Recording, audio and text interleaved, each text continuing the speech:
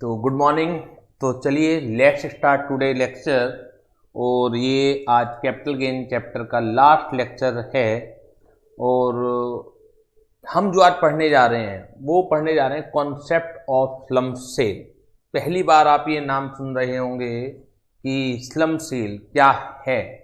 देखिए slump sale क्या है कि जब भी कोई भी अंडरटेकिंग आप एज इट इज सेल करते हैं, कोई भी बंदा कोई भी पर्सन अपने बिजनेस को एज इट इज सेल करता है without assigning the value of individual asset. आप एक एक एसेट की वैल्यू नहीं लगाते हैं तो उसे कहा जाता है स्लम सेल। आपने देखा होगा कि या तो आप बताइए कि ये फर्नीचर इतने का है, एसी इतने का सेल होगा, कार इतने की सेल होगी, तो वहाँ तो कोई प्रॉब्लम नहीं है। लेकिन जब आप मार्केट में सेल करते हैं एज इट इज, पूरा का पूरा बिजनेस को एज इट इज सेल कर देते हैं, तो उसे कहा जाता है स्लम सेल। और मार्केट में ये काम तो होते ही हैं, इसमें तो कोई दो राय नहीं है। लेकिन दिक्कत क्या आती है इनकम टैक्स में कि कैपिटल गेन कैसे निकाला जाए, क्योंकि कैपिटल गेन निकालने के लिए जो हमारे पास तरीका मौजूद है, तो अगर हमारे पास ज्वेलरी है तो ज्वेलरी का सेल कंसिडरेशन देखेंगे, उसमें से उसकी कॉस्ट ऑफ एक्विजिशन लेस करेंगे। लॉन्ग टर्म है तो index cost of acquisition less करेंगे। अगर हमारे पास बिल्डिंग है तो बिल्डिंग का सेल प्राइस हमें पता होना चाहिए, उसकी कॉस्ट पता होनी चाहिए, तो हम इंडिविजुअली क्या कर लेते हैं, कैपिटल गेन कैलकुलेट कर लेते हैं। लेकिन क्या इनकम टैक्स के बनाए गए तरीके, ये जो तरीका है जो इंडिविजुअल एसेट के ऊपर कैपिटल गेन लगाता है, तो क्या ये तरीका स्लम सेल में भी काम कर जाएगा जब आप कोई भी एसेट को, कोई भी अंडरटेकिंग को एज इट इज सेल करते हैं। ऐसा आपने भी सुना होगा, जैसे कोई मकान है, अब फर्निश्ड मकान है, तो हो सकता है वो फर्निश्ड मकान को एज इट इज सेल कर दे, फर्नीचर भी वहीं छोड़ जाए, मतलब उसमें एसी भी इंस्टॉल्ड हुए भी हो सकते हैं, और बिल्डिंग तो है ही है, इसके अलावा और कोई भी एसेट उसमें इंस्टॉल्ड हुई भी हो सकती है। तो जो वैल्यू ली जाती है तो इंक्लूडिंग फर्नीचर एंड फिक्सचर ली जाएगी वो। तो आप ये बताइए कि कैपिटल गेन कैसे निकाला जाए, क्योंकि हमें तो बिल्डिंग का कैपिटल गेन निकालना है, तो बिल्डिंग का सेल प्राइस तो हमें मालूम ही नहीं है खाली उस केस में, तो कैसे निकाला जाए। तो ऐसी बिजनेसेज में क्या दिक्कत आती है, जब अंडरटेकिंग को आप एज इट इज सेल करते हैं बिना एसेट की इंडिविजुअल वैल्यू को असाइन किए हुए, तो उस केस में कैपिटल गेन कैसे निकाला जाए। तो सबसे पहले तो बताइए कि ये प्रॉब्लम आइडेंटिफाइड हुई या नहीं हुई, क्योंकि कोई भी नया सेक्शन आ रहा है तो उसके पीछे एक रीजन है, तो वो रीजन आपको पहचानना जरूरी है, तभी आपको आराम से समझ में आएगा, अदरवाइज मगिंग अप का केस हो जाएगा। तो capital gain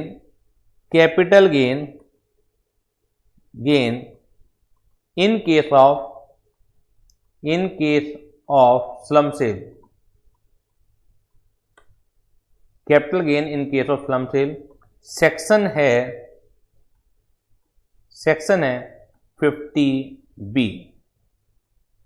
is it clear to all of you? जल्दी से बताइएगा कि ये चीज क्लियर है कि हम ये अलग से सेक्शन क्यों पढ़ने जा रहे हैं। स्लम सेल का मीनिंग आपको क्लियर होना चाहिए कि स्लम सेल क्या है। तो स्लम सेल है जब आप कोई भी undertaking as it is sale करते हैं। तो सेक्शन 50B ये बताता है कि सेल कंसिडरेशन जो भी अंडरटेकिंग का होगा माइनस कॉस्ट ऑफ एक्विजिशन, जो टर्मोलॉजी यूज की जाती है कैपिटल गेन निकालने के लिए वो है कॉस्ट ऑफ एक्विजिशन। लेकिन जो कॉस्ट ऑफ एक्विजिशन होगी इस केस में क्या होगी, net worth of undertaking, net worth of undertaking, यानी जो आप अंडरटेकिंग सेल कर रहे हैं उस अंडरटेकिंग की जो नेट वर्थ होगी वो इस केस में क्या करेगा, कॉस्ट ऑफ एक्विजिशन का काम करेगा। लॉन्ग टर्म शॉर्ट टर्म होगा, अगर अंडरटेकिंग की लाइफ, जो बिजनेस आप चला रहे हैं उसकी अंडरटेकिंग की लाइफ जो है मोर देन 3 ईयर्स है, तो अंडरटेकिंग के ऊपर जो स्लम सेल के केस में कैपिटल गेन लगाएंगे वो लॉन्ग टर्म नेचर का होगा। और अगर लेस देन 3 ईयर्स है अंडरटेकिंग की लाइफ, तो उस केस में शॉर्ट टर्म कैपिटल गेन होगा इन केस ऑफ स्लम सेल। लेकिन इंडेक्सेशन बेनिफिट अवेलेबल नहीं होगा। तो मैंने आपको 2-3 क्लास पहले बताया था, जहाँ पर एक पूरी की पूरी सीरीज है कि एक्सेप्शन है कि इन case of long term capital gain benefit of indexation not allowed. तो आपको ध्यान होगा, तो नहीं ध्यान है तो दोबारा से पढ़ लीजिएगा कि वहां पर स्लम सेल का जिक्र है कि स्लम सेल के कैपिटल गेन निकालते वक्त लॉन्ग टर्म तो होगा लेकिन बेनिफिट ऑफ इंडेक्सेशन अलाउड नहीं होगा, बेनिफिट ऑफ इंडेक्सेशन अलाउड नहीं होगा।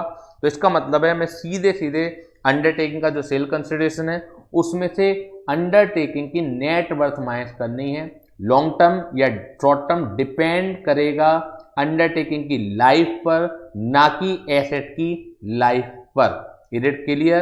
अंडरटेकिंग की लाइफ पर डिपेंड करेगा। अगर अंडरटेकिंग की लाइफ 3 साल पुरानी है, हो सकता है उसमें से कुछ एसेट आपने भी 6 महीने पहले ही खरीदी हो, अब आपको बेचनी पड़ रही है, पूरी अंडरटेकिंग बेचनी पड़ रही है, तो वो एसेट भी अंडरटेकिंग के साथ जाएंगी जो आपने 6 महीने पहले खरीदी थी। तो लेकिन उनके ऊपर भी क्या होगा, लॉन्ग टर्म कैपिटल गेन होगा, क्योंकि यहां पर इंडिविजुअल एसेट का कोई कॉन्सेप्ट ही नहीं है। हम ये अंडरटेकिंग को ही एक एसेट मानेंगे। जो अंडरटेकिंग के अंदर छोटी छोटी एसेट्स आ रही हैं उनका कोई अस्तित्व नहीं है, हम अंडरटेकिंग को ही एक एसेट, कैपिटल एसेट मानेंगे।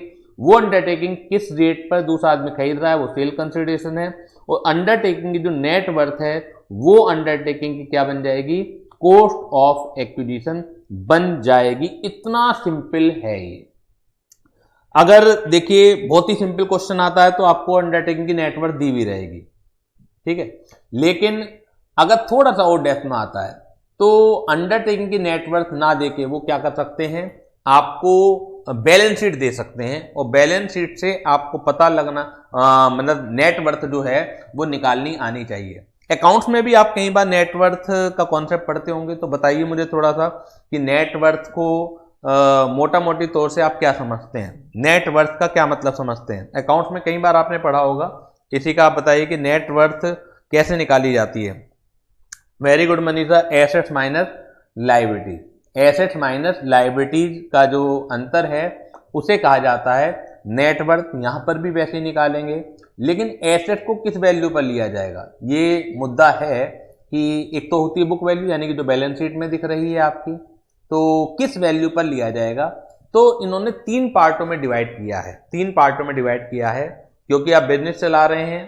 तो अगर कोई डेप्रिसिएबल एसेट है, डेप्रिसिएबल एसेट है, तो उस केस में जो एसेट की वैल्यू ली जाएगी उसकी रिटन डाउन वैल्यू ली जाएगी, यानी कि इनकम टैक्स में अभी हम इसके बाद सीधे बिजनेस प्रोफेशन पर ही आएंगे। तो डेप्रिसिएशन बिल्कुल क्वाइट डिफरेंट है इनकम टैक्स में निकालने का जो तरीका है, जो आप अकाउंट में सीखते हैं उससे कुछ भी लेना देना नहीं है। तो रिटन डाउन वैल्यू जो निकल के आएगी डेप्रिसिएबल एसेट की, तो वो वैल्यू क्या हो जाएगी, जोड़ी जाएगी। इसके अलावा अगर कोई रिवैल्यूएशन हो रहा है एसेट्स में तो उसे इग्नोर किया जाएगा, जो बाकी एसेट्स हैं उनकी बुक वैल्यू ले ली जाएगी। रिवैल्यूएशन अगर पिछले सालों में कुछ भी हुआ है, कभी भी रिवैल्यूएशन हुआ है, मैनी टाइम्स आपकी जो बिल्डिंग है सपोज कीजिए 5 लाख की है, लेकिन आपने रिवैल्यू करके उसे 2 लाख रुपए से बढ़ा दिया, 2 लाख रुपए से बढ़ा दिया, बिल्डिंग कैसे बढ़ेगी, यानी बिल्डिंग अकाउंट डेबिट 2 लाख रुपए टू जनरल रिजर्व, उधर रिजर्व आप 2 लाख रुपए से बढ़ा देंगे, इधर बिल्डिंग की वैल्यू बढ़ा देंगे। तो रिवैल्यूएशन ऑफ एसेट को इग्नोर किया जाएगा, चाहे वो अपवर्ड रिवैल्यूएशन ऑफ एसेट हो, चाहे वो डाउनवर्ड रिवैल्यूएशन ऑफ एसेट हो। तो सिंपल बहुत है, आपको सेल प्राइस में से नेटवर्थ घटानी है। नेटवर्थ कैसे निकलती है, एसेट माइनस लायबिलिटीज होती है। अब एसेट भी कई पार्टों में डिवाइड कर दी कि एसेट जब आप टोटल मारेंगे तो किस किस वैल्यू पर आप उसे लेंगे। तो देखिएगा एक बार चार्ट की मदद से देख लेते हैं। Is undertaking held for more than 36 month before transfer. अगर आंसर यस है तो रिजल्टेंट कैपिटल गेन जो होगा वो क्या होगा, लॉन्ग टर्म कैपिटल गेन होगा, लेकिन इंडेक्सेशन बेनिफिट अवेलेबल नहीं होगा। और अगर आपका आंसर नो है तो रिजल्टेंट कैपिटल गेन होगा शॉर्ट टर्म कैपिटल गेन। ये स्टडी मटेरियल से ही चार्ट उठाया हुआ है मैंने, और जो क्वेश्चन कराऊंगा मैं वो भी स्टडी मटेरियल का ही कराऊंगा। तो अगर लॉन्ग टर्म कैपिटल गेन है तो long term capital gain tax 20% से होगा, और अगर resultant capital gain short term है तो नॉर्मल रेट ऑफ टैक्स लगता है। ये आपको पहले भी बता चुका हूँ। शॉर्ट टर्म कैपिटल गेन पर हमेशा जो स्लैब रेट है वो एप्लीकेबल होते हैं, अदर देन 111A वाले शॉर्ट टर्म कैपिटल गेन पर, उस पर फ्लैट 15% से होता है। लेकिन अदरवाइज कोई सा भी शॉर्ट टर्म है वो नॉर्मल रेट से ही टैक्सेबल होता है, स्लैब रेट से। और लॉन्ग टर्म कोई सा भी हो उसके ऊपर फ्लैट रेट ही लगता है, अब वो लगता है 20% से। कंप्यूटेशन कैपिटल गेन कैसा आएगा? Full value of consideration minus deemed cost of acquisition या कॉस्ट ऑफ इंप्रूवमेंट। अब ये जो डीम्ड कॉस्ट ऑफ एक्विजिशन और डीम्ड कॉस्ट ऑफ इंप्रूवमेंट है वो क्या है? वो है नेटवर्थ। अब नेटवर्थ कैसे निकाली जाएगी? Aggregate value total asset of the undertaking minus value of liabilities of undertaking appearing in the books of account. अब जो aggregate value of total asset है वो क्या होगी?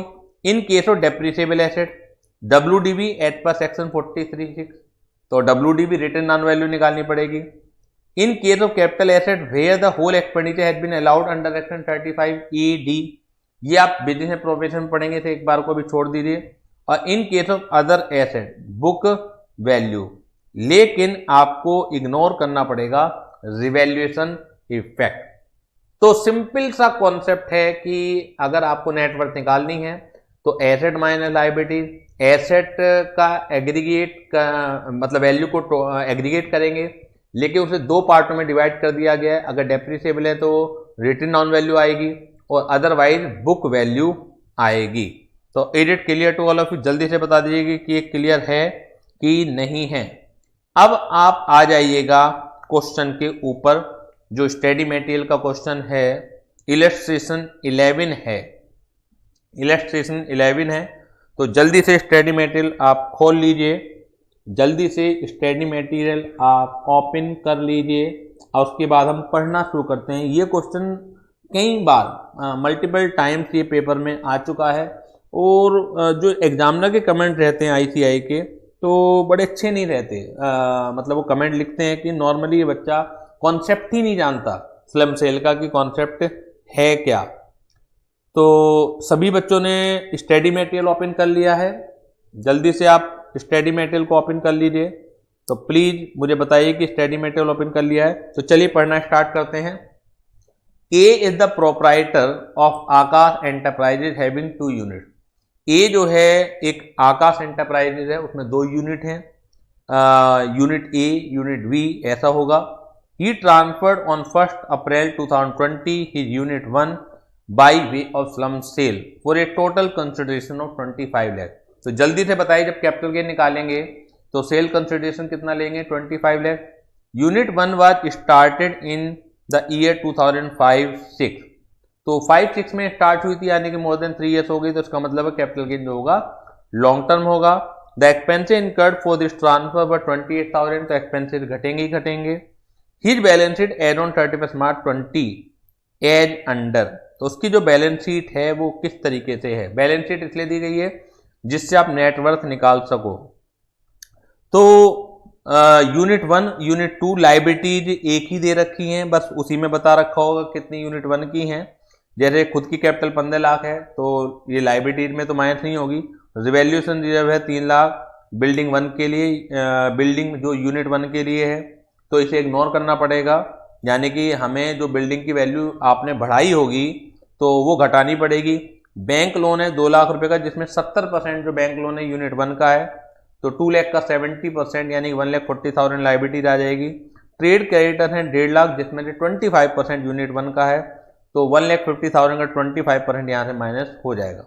इधर बिल्डिंग यूनिट 1 की 12 लाख, यूनिट 2 से हमें कोई मतलब नहीं है, लेकिन जैसा कि नीचे भी लिखा हुआ होगा, रिवैल्यूएशन रिजर्व से भी प्रतीत हो रहा है कि 3 लाख रुपए आपने अपवर्ड वैल्यूएशन किया है, तो आपको जो बिल्डिंग की वैल्यू माननी पड़ेगी, कितनी माननी पड़ेगी?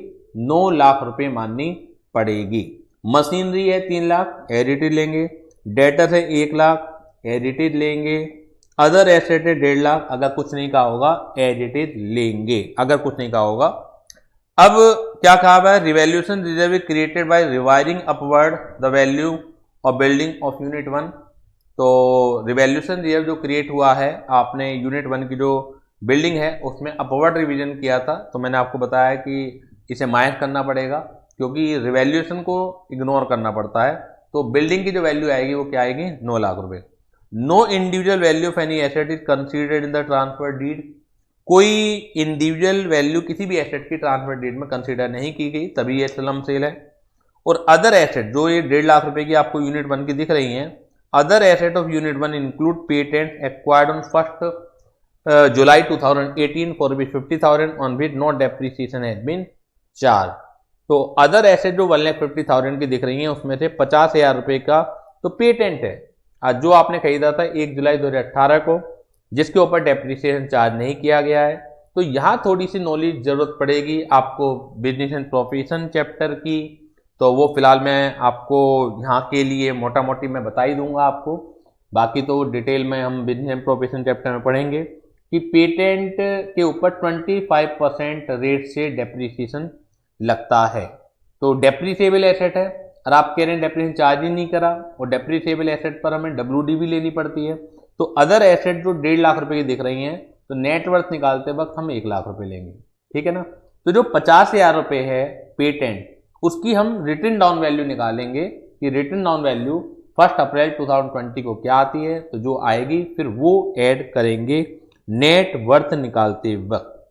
तो सारा का सारा खेल जो है वो नेट वर्थ का ही है। तो जल्दी से मुझे बता दीजिए कि यहाँ तक आपके माइंड में क्वेश्चन आ रहा है या नहीं आ रहा है, फिर हम उसे करना शुरू करते हैं। जल्दी से बता दीजिए कि यहाँ तक आपके क्वेश्चन माइंड में आ रहा है या नहीं आ रहा है, जल्दी से बताइए। चलिए तो इसे करना स्टार्ट कर देते हैं। देखिएगा जो भी इलस्ट्रेशन है हमारा solution, computation of capital gain,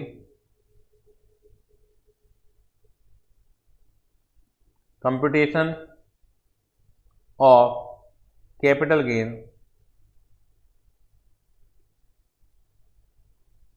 for the assessment year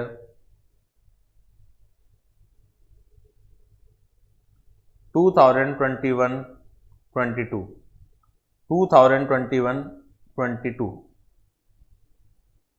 sale consideration, sale consideration कितना था, आई थिंक 25 लाख था, 28,000 एक्सपेंसेस ऑन ट्रांसफर थे। तो sale consideration 25 lakh less expenses on transfer,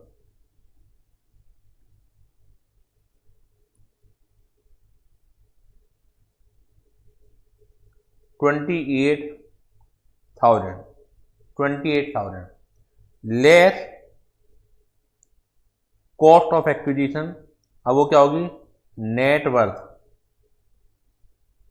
net worth होगी। इसे हमें निकालना पड़ेगा, इसे हमें निकालना पड़ेगा। तो वर्किंग नोट में निकलेगा, वर्किंग नोट्स में नेटवर्थ निकलेगी। नेटवर्थ जो होती है वो होगा एसेट्स माइनस लायबिलिटीज, ये होगी। अब एसेट्स में क्या क्या है, एसेट्स में क्या क्या है, बिल्डिंग है 12 लाख रुपए की, लेकिन 3 लाख रुपए उसमें रिवैल्यूएशन था, तो 9 लाख रुपए की बचेगी बिल्डिंग। इसके अलावा मशीनरी 3 लाख रुपए की ही आएगी, मशीनरी जो है वो 3 लाख की ही आएगी, मशीनरी 3 लाख की ही आएगी। इसके अलावा डेटर्स हैं 1 लाख रुपए के ही आएंगे,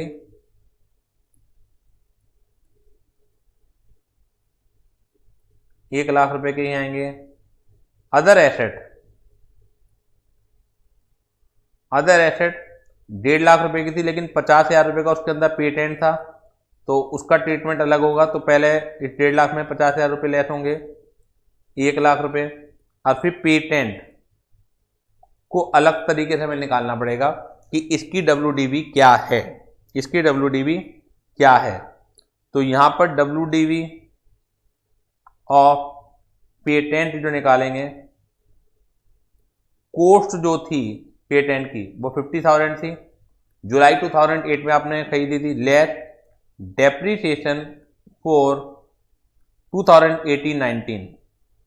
आप जब पढ़ेंगे वहां पे तो 25% लगता है, और अकाउंट्स की तरह नहीं लगता कि जुलाई में खरीदा आपने तो 9 महीने का लगेगा, पूरे साल का डेप्रीसिएशन लगता है। तो 50,000 का 25% कितना आता है, 12,500। ये WDV बची, WDV एज ऑन 1 अप्रैल 2019 37,500 बची। फिर लेस लगेगा डेप्रीसिएशन फॉर 1920, ये फिर 25% लगेगा, तो 37,500 इंटू 25%, 9375 ये बचेगी 1 अप्रैल 2020 जो आपका प्रीवियस ईयर है, तो उसकी बचेगी। तो ये आएगा 28,125। तो इस 28,125 को यहाँ ऐड करेंगे, 28,125 को यहाँ ऐड करेंगे, टोटल लगाइए एसेट का 9 lakh plus 3 lakh plus 1 lakh plus 28,125 plus 1 lakh एक बार और जुड़ेगा, तो आएगा आपका 14,28,125 माइनस होंगी लाइबिलिटी, लेस होंगी लाइबिलिटी में देखिए, एक तो बैंक लोन है 75%, तो बैंक लोन है 70% ऑफ 2 लाख, तो 1,40,000 का तो बैंक लोन ही हो गया, क्लियर है। और लेस हैं क्रेडिटर, वो हैं 25% 1,50,000 के, तो 25% ऑफ 1,50,000, तो how much it comes to 37,500। जल्दी से बताइए मुझे ये चीज़ क्लियर है या नहीं है। ये आ गई नेट वर्थ, ये आ गई नेट वर्थ। तो 14,28,125 में से 1,40,000 तो एक जाएंगे, माइनस 37,500 एक जाएंगे, तो ये आ जाएगा 12,50,625। जल्दी से बताइएगा, नेटवर्थ निकालनी आ गई, नेटवर्थ निकालनी आ गई आपको 12,50,625। तो 12,50,625 को हम यहाँ रख देंगे, 12,50,625 को हम यहाँ रख देंगे। इसे माइनस करने के बाद आ जाएगा लॉन्ग टर्म कैपिटल गेन, इसे माइनस करने के बाद आ जाएगा, तो 25 लाख माइनस 28,000 माइनस 12,50,625, तो 12 लाख यह आ गया 12,21,375, 12,21,375। Is it clear to all of you? जल्दी से बता दीजिएगा ये क्लियर है या नहीं है आपको। आंसर भी चेक कर लेते हैं, यहाँ पर आपको दिया हुआ ही होगा आंसर। तो 12,21,375। अब पूरा का पूरा सॉल्यूशन आपको दिया हुआ होगा। तो देखा जाए सॉल्यूशन तो ये केवल ये 4-5 लाइनों का होता है। आपको बाकी तो चीज करनी है वर्किंग नोट्स के अंदर। तो इज इट क्लियर? कितना सिंपल है, लेकिन बच्चे इसे फील करते हैं कि बड़ा मुश्किल सा कॉन्सेप्ट है, क्योंकि वो लॉजिक पर नहीं जाते हैं कि ये सेक्शन क्यों जरूरत पड़ी। अगर आप लॉजिक पर जाएंगे कि क्यों जरूरत पड़ी, ऑटोमेटिकली ऑब्जर्व करेंगे कि उस जरूरत को कैसे पूरा किया जा सकता है और वैक्यूम को कैसे फिलअप किया जा सकता है, तो इतना सिंपल है कि इससे सिंपल आपको कुछ हो नहीं सकता। तो डीम डिविडेंड भी जैसे हमने कल किया था तो कितना सिंपल सा था, लेकिन बहुत बच्चे घबराते हैं, इवन फाइनल तक के बच्चे घबराते हैं कि कैसे क्वेश्चन होगा, और ऐसी सिलमसिल से घबराते हैं, तो जबकि है बहुत ईजी। तो तो जल्दी से बता दीजिए, कॉपी कर लिया होगा, अदरवाइज आपके स्टडी मटेरियल के अंदर भी पूरा का पूरा सॉल्यूशन है, स्टडी मटेरियल के अंदर पूरा का पूरा सॉल्यूशन है। जैसा मैं पहले भी कई बार बता चुका हूं आपको, कैपिटल गेन जो है वो 4 सेक्शन में निकलता है, सेक्शन 48 वो हम कंप्लीट कर चुके हैं। ये नॉन डेप्रिसिएबल एसेट का है कि अगर जिन एसेट पर डेप्रिसिएशन नहीं लगता है उन पर कैपिटल गेन कैसे निकाला जाएगा। एक सेक्शन 50 है, वो है capital gain in case of depreciable asset. Depreciable asset पर हमेशा शॉर्ट टर्म कैपिटल गेन आता है, मैंने बीच में बताया था आपको, और कभी भी लॉन्ग टर्म नहीं आता है। मतलब क्योंकि शॉर्ट टर्म आता है तो इंडेक्सेशन का कोई सवाल ही नहीं उठता। यानी कि जो बिजनेस की एसेट्स हैं आपकी, जिनके ऊपर डेप लगता है, तो ऑलवेज अगर इंडिविजुअल वैल्यू पता होंगी हमें कि हमने कोई बिजनेस की कोई बिल्डिंग बेच दी, ठीक है ना, कोई प्लांट एंड मशीनरी बेच दी हमने बिल्डिंग की, बिजनेस की, तो सेल प्राइस पता होगा, तो उसको कैपिटल गेन हमेशा क्या आएगा, शॉर्ट टर्म आएगा, चाहे वो 10 साल पुरानी है। सर कॉस्ट ऑफ एक्विजिशन क्या आएगी, तो सेक्शन 48 में तो जो एक्चुअल कॉस्ट होती है वो होती है, लेकिन डेप्रिसिएबल एसेट के केस में जो उसकी रिटन डाउन वैल्यू होगी at the first day of the previous year, यानी कि आप 2021 में बेच रहे हैं, तो जैसे भी हमने पेटेंट की निकाली थी रिटन डाउन वैल्यू, तो डेप्रिसिएबल एसेट के केस में जो रिटन डाउन वैल्यू होगी वो माइनस होगी as a cost of acquisition और cost of improvement. Sale price आपको पता होगा, तो सेल प्राइस में से जो रिटन डाउन वैल्यू है first day of the previous year की वो माइनस कर दीजिए, तो कैपिटल गेन निकल के आ जाएगा। मोटा मोटी है ये, अगर खाली कैपिटल गेन चैप्टर से ही क्वेश्चन आता है तो इतने में हो जाएगा, लेकिन जब दो चैप्टर को लिंक किया जाएगा, बिजनेस एंड प्रोफेशन और कैपिटल गेन को, तो जब हम बिजनेस एंड प्रोफेशन करेंगे तो वहां सेक्शन 50 का कैपिटल गेन सीखेंगे। सेक्शन 50 कैपिटल ए है, ये भी डेप्रिसिएबल एसेट है, लेकिन ये इलेक्ट्रिसिटी कंपनी के केस में है। तो इलेक्ट्रिसिटी कंपनी के केस में अगर कोई एसेट सेल हो रही है तो कैपिटल गेन कैसे निकाला जाएगा, ये भी बिजनेस एंड प्रोफेशन में हम सीखेंगे। और अभी जो पढ़ा है हमने सेक्शन 50B, ये है capital gain in case of slump sale. तो डेप्रिसिएबल एसेट ये भी है, लेकिन स्लम सेल के केस में लॉन्ग टर्म या शॉर्ट टर्म हो सकता है, क्योंकि वहां पे इंडिविजुअल एसेट के हमें नहीं देखना है, हमें अंडरटेकिंग की लाइफ को देखना है। तो ये 4 सेक्शन थे कैलकुलेशन ऑफ कैपिटल गेन के, तो जिसमें से 2 तो यहाँ कंप्लीट हो ही गए। सेक्शन 48 में तो हमने सारा समय लगाया ही है, क्योंकि बेसिक कॉन्सेप्ट सब वही थे। सेक्शन 50B स्लम सेल आज हमने कर लिया। सेक्शन 50 मोटा मोटी मैंने बता दिया है आपको, लेकिन जो डिटेल्ड वर्जन है सेक्शन 50 का और सेक्शन 50A का, तो वो हम बिजनेस एंड प्रोफेशन चैप्टर के साथ उसे पढ़ेंगे। तो जल्दी से बता दीजिए क्लियर हो गया या नहीं हुआ आपको। नोट्स में मैंने आपको यहाँ दे ही दिया है कि सेक्शन 50 की जो थ्योरी है वो क्या है, वहाँ मैं समझाने का काम करूँगा आपको कि सेक्शन 50 की थ्योरी क्या है। और सेक्शन 50 कैपिटल ए जो डेप्रिसिएबल एसेट है इलेक्ट्रिसिटी कंपनी केस में कैपिटल गेन कैसे लगता है, तो थ्योरी मैंने सारी की सारी आपको यहाँ पर दे दी है। तो जल्दी से बता दीजिए कि ये पूरा आपका चैप्टर जो है फिनिश हो गया है। 2 छोटे छोटे से कॉन्सेप्ट हो रहे हैं। कैपिटल गेन में कुछ फाइनेंशियल एसेट्स होती हैं, जैसे बोनस शेयर हो गए, अलग से कोई थ्योरी देने की जरूरत नहीं है मुझे, ठीक है, लेकिन न्यूमेरिकल तो आ जाते हैं। बोनस शेयर बताइए आपको किस रेट पर मिलते हैं। बोनस शेयर नाम से ही पता लग रहे होंगे कि जब शेयर होल्डर को, एग्जिस्टिंग शेयर होल्डर को मिलेंगे तो क्या कॉस्ट उसकी उसे खर्च करनी पड़ेगी। जल्दी से बता दीजिए मुझे। अगर पेपर में बोनस शेयर का क्वेश्चन आ जाए तो फ्री है बोनस शेयर, तो जब भी आप बेचोगे तो सेल कंसिडरेशन आपको पता होगा, less cost of acquisition nil, long term short term period of holding से ही होगा कि बोनस शेयर कब अलॉट हुए थे, वहीं से लॉन्ग टर्म शॉर्ट टर्म होगा, कैपिटल गेन आपका निकल जाएगा। लेकिन अगर बोनस शेयर 1 अप्रैल 2001 से पहले मिले हुए हैं, तो जो एसेट हम एक्वायर करते हैं बिफोर 1 अप्रैल 2001, तो उसमें क्या रूल होता है, रूल होता है कि एक्चुअल कॉस्ट या fair market value whichever is higher. अब क्योंकि बोनस शेयर आपको फ्री में मिले हुए होते हैं, तो 100% केसेस में फेयर मार्केट वैल्यू ही हायर होगी। तो रटाने के लिए टीचर रटाते हैं, बच्चे रट भी लेते हैं बिना कॉन्सेप्ट को समझे हुए। कहां तक रटोगे भाई, कि हमें कोई अलग से ट्रीटमेंट नहीं है।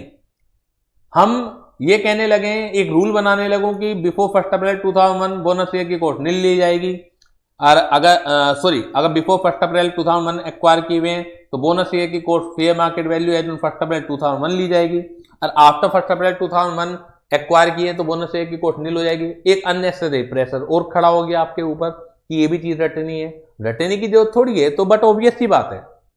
एक होते हैं राइट शेयर। राइट शेयर क्या होते हैं? एग्जिस्टिंग शेयर होल्डर को पहले प्रेफरेंशियल राइट होता है कि कंपनी कभी भी फर्दर इशू लाएगी तो वो पहले एग्जिस्टिंग शेयर होल्डर से पहुंचेगी।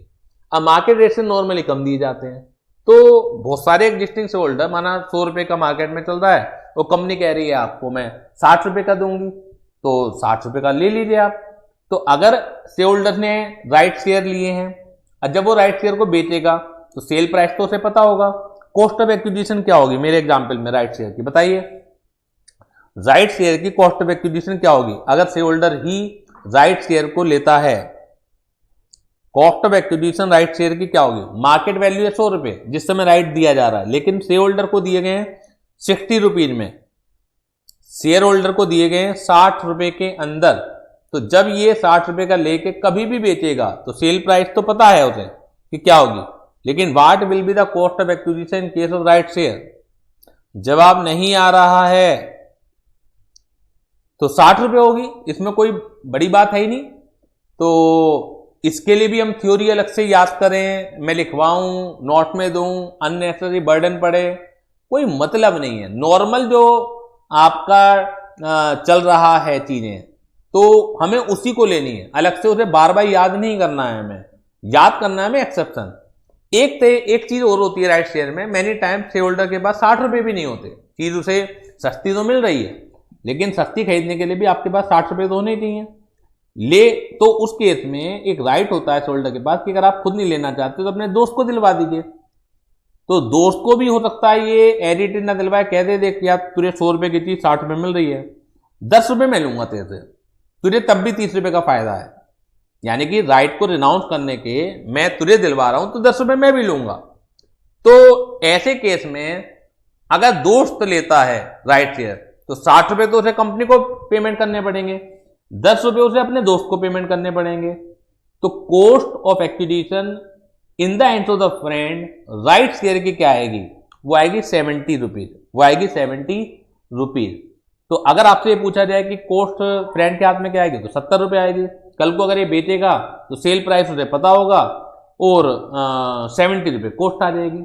जो राइट आपने बेचा है शेयर होल्डर ने, ये भी एक कैपिटल एसेट है, राइट भी एक कैपिटल एसेट है, तो इसके ऊपर भी कैपिटल गेन लगेगा। तो सेल प्राइस तो 10 रुपए है। उस राइट को एक्वायर करने के लिए क्या खर्चा किया शेयर होल्डर ने, बताइए। अगर राइट बेचने के ऊपर कैपिटल गेन निकलवाया जाएगा आपसे, तो राइट को खरीदने के लिए शेयर होल्डर को क्या एक्वायर करना पड़ा? आंसर इज नील, कुछ भी खर्च नहीं करना पड़ा। तो ये फाइनेंशियल एसेट थी दो, बोनस शेयर और राइट शेयर, दोनों मैंने आपको समझा दी हैं। अलग से कोई भी थ्योरी नहीं है, जो लॉजिक है वही आपको इस्तेमाल करना है और उसी से आपका कॉस्ट ऑफ एक्विजिशन निकल के आ जाएगी। जितने भी एक्सेप्शनल केस थे सारे मैंने आपको बता दिए। अदरवाइज जब भी कोई क्वेश्चन आएगा, आपको सिंपल जो एक्चुअल में दिख रहा है वही आपको इस्तेमाल करना है, चाहे वो as a cost of acquisition है, चाहे वो आपकी एज ए सेल कंसिडरेशन है। एक्सेप्शनल केसेस सारे मैंने फिनिश कर दिए हैं। जल्दी से बताइए, क्लियर है? तो आज ये चैप्टर आपका यहां फिनिश हो गया है। तो विदा लेते हैं आज की क्लास से हम लोग। नेक्स्ट क्लास में मिलेंगे नए कॉन्सेप्ट के साथ। तब तक थैंक यू वेरी मच।